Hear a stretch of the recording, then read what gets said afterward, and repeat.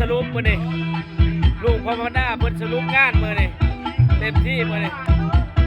และการซื้อเครื่องเสียงใหม่ลูกพ่อมาด้าเพิ่นซื้อเครื่องเสียงใหม่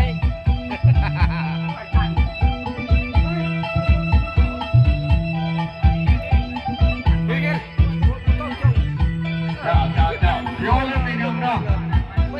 อาจารย์พี่นี่ประธานเทียบเสียงนะอาจารย์พี่อาจจะพักเสียงอาจารย์พี่ได้